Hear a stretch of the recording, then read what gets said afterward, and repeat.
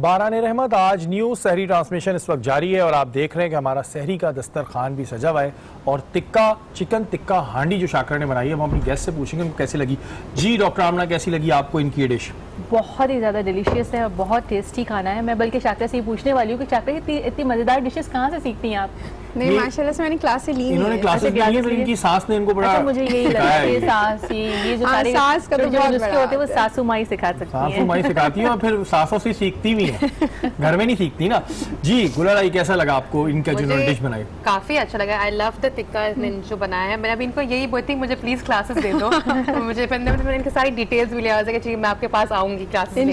अच्छा, आप करती हैं वैसे कुकिंग डॉक्टर साहब? आप करती हैं कुकिंग? मैं वैसे रमज़ान में तो डेली करती हूँ, लेकिन ये कि वैसे रूटीन में देखा जाए तो सिर्फ सैटरडे संडे ऑनेस्टली, क्योंकि मॉर्निंग में भी मेरी जॉब होती है और शाम में भी क्लिनिक्स होती हैं हमारी, तो फिर सैटरडे संडे चूँकि हमारे पास छुट्टी के दिन होते तो फिर उसमें अच्छा, ये तो नहीं है कि आप डॉक्टर हैं तो आप उसमें भी ये कहती होंगी नहीं अपने हस्बैंड को ये नहीं खाना, इसमें से ये निकालो? स्ट्रिक्टली ये होता है कि हमारे घर में जो है ना वो ऑयल पे बड़ी पाबंदी है। ऑलिव ऑयल हम यूज़ कर रहे होते हैं और बॉयल राइस होते हैं। ये सारी टिप्स जो हम बता रहे होते हैं डेफिनेटली हम कर भी रहे होते हैं। ये बड़ा मसला लेकिन है। एक चीज़ हमारे घर में एक बहुत अच्छी चीज़ मैं आपके साथ शेयर करूंगी, कोई भी घर का फर्द शुगर नहीं लेता है। यानी एडेड शुगर जिसकी हम बात करते हैं ना, जो हम ऐड करते हैं चाय में ऐड करना, कस्टर्ड में ऐड करना, वाइट शुगर का कंसेप्ट ही नहीं है हमारे घर में। और ज़्यादातर हम ब्राउन शुगर में हनी वगैरह, क्योंकि मेरे अब्बू को डायबिटीज़ मेलाइटिस थी और उनकी डेथ हो गई, तो वो रीनल किडनी डिजीज़ में उनकी डेथ हुई थी। तो अब्बू बड़ी एक चीज़ अच्छी बताते थे कि बेटा देखो मेरी जो तबीयत हुई थी वो डायबिटीज़ की वजह से ख़राब हुई थी और इस वजह से इतना हम डर गए कि वो बचपन से अब मेरे बच्चे भी जो है ना वो शुगर नहीं लेते हैं। तो ये एक चीज़ जो मेरे घर में मैंने कहा मैं आपसे शेयर करूँ। ये तो बड़ी अच्छी बात है। आप करती हैं कुकिंग गुलालाई? मैं डेफिनेटली करती हूँ। I love cooking actually. Really? Oh I love it. मैं टाइम ढूंढती हूँ स्पेसिफिकली कि मैं एक्चुअली कुक कर सकूँ, बट जब मेरा ये वेडिंग सीजन होता है मैं फिर नहीं कर पाती, देन आई मिस कुकिंग। अच्छा, आप ब्यूटिशियन है तो आप ब्यूटिशियंस को तो बड़ा पता होता है कि जी इस चीज़ से फेस पे पिंपल्स निकल आएंगे, इस चीज़ से जो है वो फेस हैवी हो जाएगा, तो आप भी खाना पकाते हुए इन चीज़ों का ख्याल रखती हैं? नहीं, खैर है जी, देसी फैमिली में सबको सब पसंद है तो सबके लिए फुल देसी ना, फुल बना आपको बनाना। ये तो अच्छी बात है। अच्छा, आप देख रहे हैं जी अभी हमारे सेट पे दो बड़े प्यारे प्यारे से बच्चे मौजूद हैं। अगर आपने ये शेक पी लिया हो तो क्या हम आपसे बात कर सकते हैं? चलें जी, पहले पीने दें, अच्छी तरह पी लेते हैं। एक्चुअली पीने में बिजी। अरे भैया, अस्सलाम वालेकुम। अस्सलाम वालेकुम। क्या नाम है आपका? अबील, मोहम्मद अबील बिन खालिद। अच्छा, ये माशाल्लाह पूरा नाम आपका है? हाँ। आपका अपना नाम है पूरा? जी। Very good. अच्छा, आप मुझे बताएं कौन सी क्लास में आप? Grade 2B। Grade 2B। Section जरूर बताना जी, बच्चों को जरूर सेक्शन रटे हुए होते हैं। अच्छा, मुझे ये बताएं आप कि कितने बहन भाई हैं आप लोग? 2। 2 हैं। तो आप और आपकी सिस्टर हैं या भाई हैं, कौन है? सिस्टर है। तो जो आपके अब्बू हैं वो ज्यादा प्यार किसको करते हैं? आपको करते हैं? ये खुशफहमी वैसे बाय द वे आपको क्यों हुई है कि आपको करते हैं? मारते नहीं, डांटते नहीं? अच्छा, घर में स्ट्रिक्ट कौन है ज्यादा? अम्मी ज्यादा स्ट्रिक्ट हैं या अब्बू? बाबा। बाबा स्ट्रिक्ट हैं? तो आपको फिर बाबा से डांट भी पड़ती होगी, हैं? डांट पड़ती है? हाँ। अच्छा, आपको बाबा में या मम्मा में से, दोनों में से अच्छी चीज क्या लगती है? बाबा ज्यादा अच्छे लगते हैं, मम्मा? आपने बताया अभी मम्मा अच्छी लगती है। तो मम्मा में क्या क्वालिटीज है जो आपको अच्छी लगती है? डांटती नहीं है? नहीं डांटती। इतना शर्मा क्यों रहे हो आप? हैं? शर्म आ रही है अभी? ये बच्चे अक्सर पौध हो जाते हैं। जी, अस्सलाम वालेकुम। वालेकुम अस्सलाम। आपका नाम क्या है? मानूर करीम। मानूर करीम। मानूर कौन सी क्लास में आप? 7th क्लास में आ गई, माशाल्लाह माशाल्लाह। अच्छा, क्या प्लानिंग स्कीम है कुछ जो हम बचपन में सोच लेते हैं बड़ों के ये बनेंगे? बने ना बने वो खैर है, लेकिन आपने क्या सोचा हुआ? मैं साइकियाट्रिस्ट बनना चाहती हूँ। वाह, तो आप क्यों साइकियाट्रिस्ट बनना चाहती हैं? रीजन क्या है? नफ्सियात पढ़ेंगी लोगों की? जी। आपको खतरनाक सा आ गया बंदा, पागल सा, फिर क्या करेंगी? इतनी एबल हो जाऊंगी कि उसको ट्रीट कर सकूं। अरे वाह, बड़ी इंटेलिजेंट बच्ची है इन्होंने। बड़ी ये अक्सर लड़कियां कहती है डॉक्टर बनेंगे, लेकिन इन्होंने तो थोड़ा घुमा के बताया। अच्छा, गुस्सा क्यों आता है वैसे? आपके घर में आता है किसी को गुस्सा? जी, बाबा को आता है। किस बात पे आता है? जब हम कोई गलती करते हैं तो अगर आप साइकियाट्रिस्ट बन गई तो आप अपने अब्बू को कुछ इस तरह करेंगी कि उनको गुस्सा कम आए? तो होगा ना तरीका, कोई तो तरीका होगा जिससे आप बताएंगी गुस्सा कम आए। वो किसी गलत बात पे तो गुस्सा नहीं है ना, हमारी गलती पे होता है। तो घर में सबसे ज्यादा शरारती कौन है आपके बहन भाई में? मेरा भाई। क्योंकि भाई बेचारा बिला वजह भाई बैठा हुआ नहीं है तो भाई क्या करता है वो बेचारा जो आपने कहा भाई वो शरारती ज्यादा है? मतलब जो पापा बोलते हैं वो उसका उल्टा ही करता है। उल्टा ही करता है, आप बिल्कुल सीधी चलती हैं। नहीं, मैं भी करती हूँ मगर वो ज्यादा करती है। अच्छा, आजकल क्या बच्चों में शरारतें क्या इन है? हमें मुझे शरारतें बताएं। हमारे दौर में भी होती थी, आपके दौर में क्या शरारतें आजकल फुल इन चल रही हैं जो हर जगह हो रही हैं? बैल बजा के भागना हो रहा है आजकल? नहीं, दरवाजे बजा के। दरवाजे बजा के मतलब है, अभी भी वो सिस्टम चल रहा है। और हमारे वक्तों में बड़े अनोखे अनोखे खेल होते थे, अब आप लोगों में तो बड़े अलग अलग आ गए। हमारे वक्त में होता था लंगड़ी पाड़ा और छुपन छुपाई और पिट्टू बारी। आप लोग खेलते हैं गेम? छुपन छुपाई खेलते हैं। बाकियों के नाम नहीं सुने आपने? ओल्ड हो गए, ओल्ड हो गए जी हमारा दौर। अच्छा, आपकी कोई फ्रेंड है, बेस्ट फ्रेंड? जी। कौन है? अलीजा। उसको कोई मैसेज देना चाहेंगी आप? सोचे वो आपको देख रही है सामने, कोई मैसेज देना चाह रही है? कोई मैसेज नहीं, कोई जहन में नहीं आ रहा?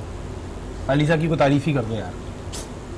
वो हर वक्त मेरा ख्याल रखती है और मेरे बारे में सोचती है। अल्लाह अल्लाह, सबको ऐसे दोस्त हैं। आपका कोई है भाई दोस्त या शर्माते रहेंगे आप? हैं? हैं? तुम लड़के हो के हमारी नाक कटवा रहे हो, वो बच्ची हो उसने इतनी तेज तेज बातें की है। तुम भी जरा, कौन है आपका दोस्त बताएं? बेस्ट फ्रेंड कौन है? भूल गए सारे बेस्ट फ्रेंड हैं? चले जी, कोई बात नहीं, होता है, लड़के कभी कभी घबरा जाते हैं, कोई ऐसी बात नहीं है। और बहुत सारी दुआएं आप लोगों के लिए और आपके साथ जो है वो गिफ्ट भी जाएगी।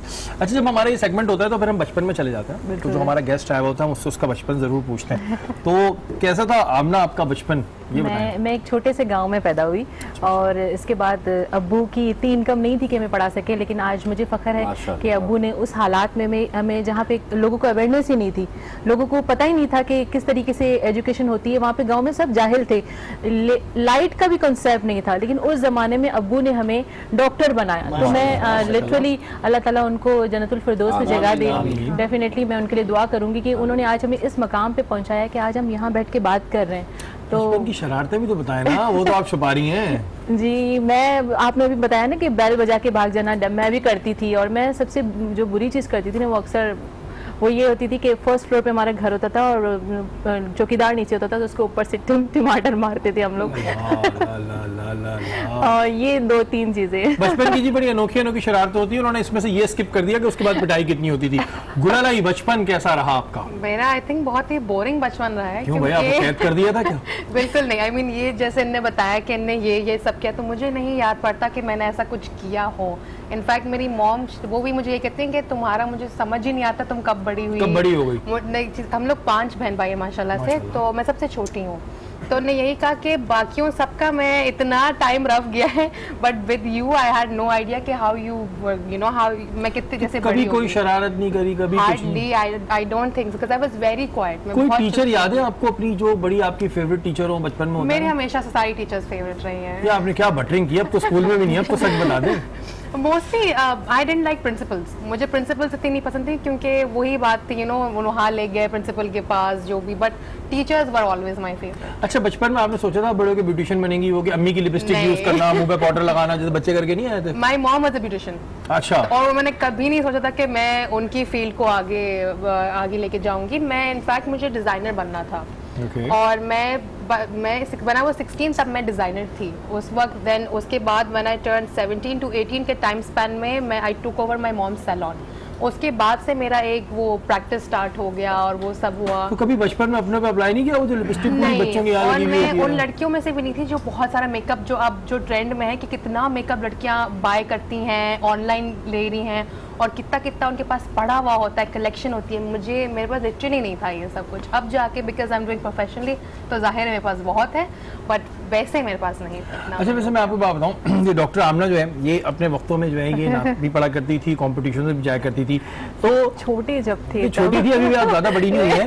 तो आमना अभी आप कुछ सुनाए हमें, कोई नात जितनी भी आपको आती हो, 2-3। प्रोफेशनल नहीं हूँ लेकिन थोड़ी बहुत। नहीं खैर है, कोई हमने यहाँ कौन सा प्रोफेशनल कोई मुकाबला थोड़ी हो रहा है, जितनी भी आपको आती है आज। हाँ जी, प्रोफेशनल नहीं होगी। नहीं बिल्कुल, आप सिर्फ 2-3 अशार सुना दें। मैं खबर अंधेरी में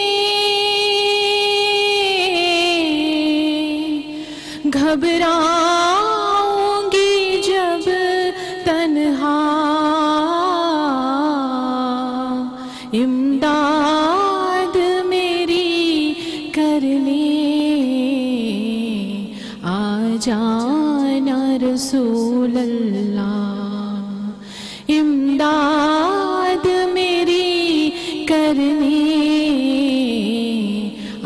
जाना रसूल अल्लाह ए सब्ज़ गुंबद वाले मंजूर दुआ करना जब वक्त नज़र आए आका दीदार अता करना। माशाल्लाह, मतलब ये तो अब आपने वाली बात कर दी कि मैं आप तो मुझे लग रहा है फुल प्रैक्टिस में रहती है। नहीं, मैं काफ़ी अरसे के बाद मैंने पढ़ाई है और ये मुझे बहुत अच्छी लगती है क्योंकि जब भी मैं पढ़ती हूँ मुझे अपने बाबा की याद आती है, तो मैं डेफिनेटली नहीं माशाल्लाह बहुत आपकी अच्छी आवाज़ है। और हम आपको सोच रहे हैं कि जो हमारा 27वीं शब का प्रोग्राम होगा उसमें आपको एज डॉक्टर नहीं एज नातफा बुलवाएं। शाकरा, आप मुझे बताएं जी, आप कितना टाइम की कदर करती हैं? वैसे कुकिंग में तो करती हैं आप, वैसे कुछ टाइम की कदर उधर करती हैं आप? हाँ, क्योंकि अब तो बहुत ज़्यादा मैंने पहले शायद इतना नहीं था कि इतना ज़्यादा टाइम की अहमियत का अंदाज़ा होता था, लेकिन अब जैसे जैसे वक्त करता गया तो वो अब होता है कि वाकई टाइम अगर आपका निकल जाता है तो आपको अफसोस रह जाता है कि आप ये नहीं कर सके उस वक्त। अगर ऐसा लाइफ में याद है कि जी ये मेरा टाइम अगर हम आपको दोबारा पीछे ले जाएं तो क्या करना चाहेंगी आप? सोचें। अगर मैं पीछे जाऊं तो मैं अपनी स्टडी कंटिन्यू करना चाहूँगी सबसे पहले। क्या बात है जी। अब बिल्कुल जी वही वाली बात कि वक्त अभी जिसके पास है उसकी कदरों कीमत को समझें, क्योंकि एक बहुत अहम चीज़ होती है। वक्त निकलने के बाद फिर आप सिर्फ हाथ मलते रह जाते हैं और कुछ नहीं। यहाँ वक्त हुआ एक ब्रेक का, ब्रेक के बाद हाजिर होता है।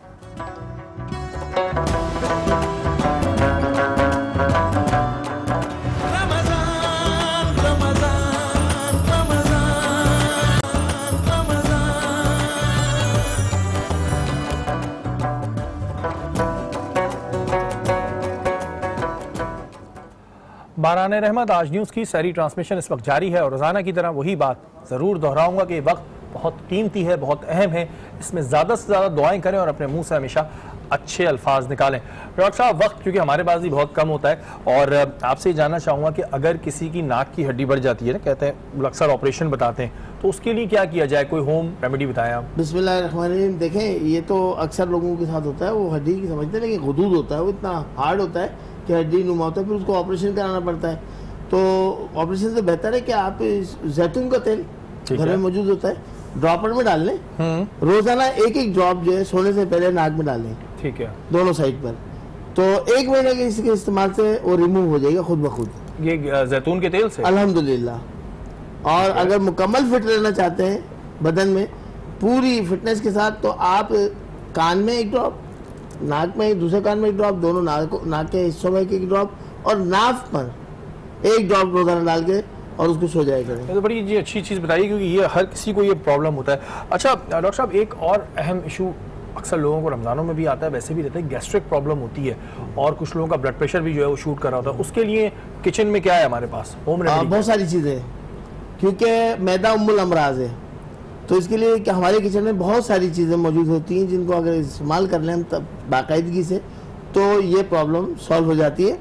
गैस्ट्रिक के लिए हमने पहले भी बताया था कि हमारे घर में काला नमक भी मौजूद होता है, हमारे घर में लीमू भी मौजूद होता है, सफ़ेद ज़ीरा भी मौजूद होता है।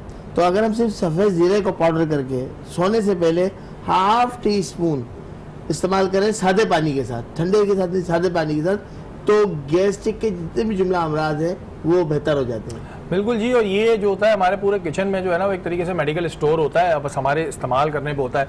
तो अच्छा, आप मानती हैं इस बात को कि किचन में भी मेडिकल स्टोर हो सकता है और उसके जो तरीके होते हैं तो उससे लोगों को बड़े फ़ायदे मिल जाते हैं? जी बिल्कुल, काफ़ी ऐसी रेमेडीज़ होती है और काफ़ी ऐसी चीज़ें होती है जो अक्सर हम भी पेशेंट को बता रहे होते हैं कि जैसे अक्सर बच्चे आते हैं पेट में दर्द हो रहा है और मेडिसिन लेने से सही नहीं हो रहे होते, तो अम्मी हमें बताती थी कि आपने जो है ना वो धनिया और पुदीने का पानी जो है ना वो होता है और सौंफ का पानी होता है, वो अक्सर मैं भी अपने बच्चों को दे रही होती हूँ और उससे काफ़ी फ़ायदा हो जाता है कभी कभी। अच्छा डॉक्टर साहब, एक प्रॉब्लम हमारे यहाँ आती है जो हम देखते हैं कि लोगों के साथ अमूमन ये होता है कि उनको कोई कट लगता है, कोई एक्सीडेंट होता है और अगर उसके बाद वो क्योर नहीं करते, तो अगर वो डायबिटिक पेशेंट होते हैं तो कभी कभी उनके बॉडी पार्ट जो है वो काटने पड़ जाते हैं, हाथ काटना पड़ जाता है, टांग काटना पड़ जाता है।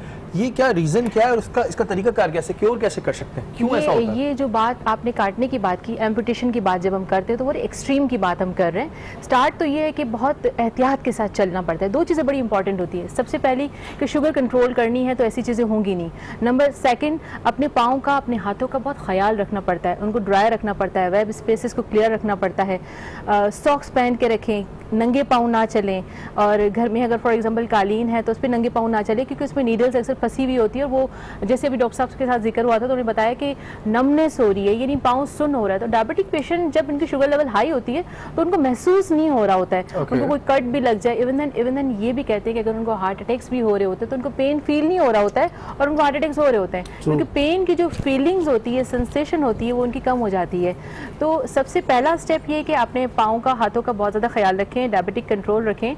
और सबसे थर्ड चीज़ जो इम्पॉर्टेंट है, अगर गैंग्रीन हो जाता है, अगर पाँव कटने की बात डॉक्टर साहब आपके साथ करते हैं तो प्लीज़ उसकी बात को अमल करें, क्योंकि अगर आपने वो काटने की परमिशन ना दी उस लेवल तक तो हो सकता है उसका जो सेप्टिसीमिया है या उसका जो पॉइजन है या उसका जो बैक्टीरियाज है वो पूरी बॉडी में फैल जाएं और आपके लिए ज़्यादा कॉम्प्लिकेशन क्रिएट कर ले। बिल्कुल, और ये चीज़ बहुत तेज़ी से फैलती रहती है। और तो ये जो बताया गैंग्रीन वाली बात, अगर खुदा ना खास्ता अल्लाह ना करे किसी के साथ हो तो जो डॉक्टर कह रहे हैं उसके अमल पे, उसकी एडवाइस पे ज़रूर अमल करें।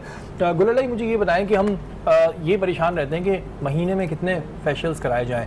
कोई लोग कहते हैं हर 15 दिन बाद, कोई बोलते हैं महीने बाद, और जो दुकान के नाई होते हैं वो बोलते हैं हर 2 दिन बाद करा लो। देखिए क्या होता है कि बाज़ वक्त लोग अपना स्किन केयर रूटीन सही नहीं रखते।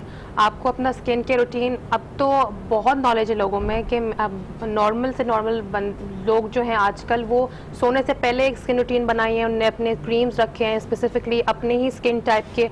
अगर आप वो फॉलो करें तो आपको इतनी ज़रूरत नहीं पड़ेगी, अगर आप नहीं फॉलो करें तो आपको ज़रूरत पड़ेगी। यूजली लोग सैलॉन्स इसलिए जाते हैं for facials only because they want to remove their blackheads, जो कि आप इजीली घर पे नहीं रिमूव कर सकते हो। वो प्रोफेशनल्स ही आपको प्रॉपरली उसको निकाल सकते हैं आपके स्किन से। तो ज़्यादातर इसलिए लोग आते हैं कि अपने रिमूव करवा सकें या ब्लीच करवा सकें अपना फेस, तो इसलिए ज़्यादातर लोग आते हैं। महीने में एज ब्यूटिशियन आप क्या एडवाइस करेंगी, कितने फेशियल्स करा लेने चाहिए? Because of the weather here, बहुत ह्यूमिड है, पोल्यूशन है, तो हमारी स्किन बहुत डैमेज होती है। तो आई बिलीव एटलीस्ट एक महीने में आप एक दफ़ा ज़रूर करवाएं। महीने में एक दफ़ा। और अगर आप ज़्यादा मेकअप यूज़ करते हैं प्रोफेशनल यूज़ में भी, if you are an actor और एक्ट्रेस, तो तब बेहतर है आप करें ताकि आपकी स्किन भी जो है स्मूथ लगे विद बेस एंड एवरीथिंग। और ये इन्होंने बड़ा जो है कम बजट वाला आइडिया दे दिया, वरना जिससे पूछो वो 2 तो कहता है कम से कम कराएं। तो ये बड़ा अच्छा जी, एक दफ़ा आप ज़रूर कराएं। और जो बार बार कराने वाली बात होती है वो बड़ी गलत होती है। मुफ्ती साहब, वो कौन से ऐसे वक्त है, वो कौन सा ऐसा वक्त है जिसमें इबादत ना करने का हुक्म है? जी, बिस्मिल्लाहिर्रहमानिर्रहीम। सबसे पहला तो ये कि जब फजर की नमाज हो जाए तो उसके बाद अल्लाह के रसूल ने मना फरमाया है कि नवाफिल की और कोई भी ऐसी इबादत ना की जाए नफिल की सूरत में, यानी सजदा करना मना होता है। इसके अलावा ज़वाल का वक्त, ज़वाल के वक्त भी अल्लाह के रसूल ने मना फरमाया कि ज़वाल के वक्त भी जो है आप इबादत ना करें, यानी सजदा ना करें या नफिल नमाजें ना पढ़ें। इसी तरह असर के बाद का वक्त, जिसके बारे में फरमाया गया कि इस वक्त जो है जो सूरज की इबादत करने वाले वो इबादत करते हैं, तो ऐसा ना हो कि तुम रब की इबादत कर रहे हो, तो इसलिए फरमाया गया कि उनके साथ ना मिलना। इसलिए फरमाया कि उस वक्त भी नवाफिल जो है ना पढ़े जाए, सजदा ना किया जाए। ये वो वक्त हैं जिनमें रब ने मना फरमा दिया। इसी तरह रब ने नमाज का वक्त भी बता दिया कि भाई इसमें पढ़ना है। लेकिन मैं एक बात आपको बताना चाहूँगा कि वक्त को ना अपने जेब में जो पैसे होते हैं ना उससे ज़्यादा कीमती समझें। बेशक, क्योंकि शायद वो पैसे दोबारा मिल जाएं लेकिन वक्त नहीं मिलेगा। बेशक। और इंसान इस बात को इस तरह समझ ले कि अगर जिस शख्स ने अपने हाल को बेहतर बना लिया ना, तो सबसे अहम वक्त आपका हाल ही है। क्योंकि अगर आपने हाल बेहतर बनाया तो वो माजी बन गया, तो वो खुद ब खुद अच्छा हो गया, और मुस्तकबिल आपका खुद उस हाल की वजह से बेहतर होता चला आएगा। तो बेहतर ये कि अपने हाल को बेहतर बनाए। और हाल कैसे बेहतर होगा? हाल बेहतर होगा आपका इस तरीके से जब आप अल्लाह उसके रसूल के दीन पर अमल करेंगे और अपने वक्त को, जैसे ये नहीं सोचें कि भाई माल का हिसाब होगा या आपकी जवानी का हिसाब होगा, आपके हर लम्हे का हिसाब होगा कि ये लम्हा तुमने कहाँ गुजारा, किस तरह गुजारा। तो खुदारा अपने आप को इस वक्त की कदर कीजिए, क्योंकि मौत का वक्त नहीं पता, क्योंकि मौत का रख ध्यान, आखिर मौत है, कर ले जो करना है आखिर मौत है। मौत ने ना छोड़ा खुसरू नदारा, इससे तो फाते सिकंदर भी हारा। कैसे कैसे घर उजाड़े मौत ने, कैसे कैसे पहलवान पछाड़े मौत ने। मौत का रख ध्यान, आखिर मौत है, कर ले जो करना है आखिर मौत। बिल्कुल जी, आज का मौजू वक्त की अहमियत। और हमारे पास गई हुई हर चीज़ वापस आ सकती है, लेकिन जो गया वक्त होता है वो हमारे पास नहीं आ सकता। और जो वक्त अल्लाह ताला ने हमें दिया हुआ है, इस वक्त में हम ज़्यादा से ज़्यादा इबादत करें और वो अमाल करें जो हमारी आखिरत में काम आए, क्योंकि इस दुनिया में जो भी आया है उसको जाना है। कल इंशाअल्लाह ताला फिर मुलाकात होगी। अपने मेज़बान सैयद शहरियार आसिम को इजाज़त दीजिए। अल्लाह ने के बाद।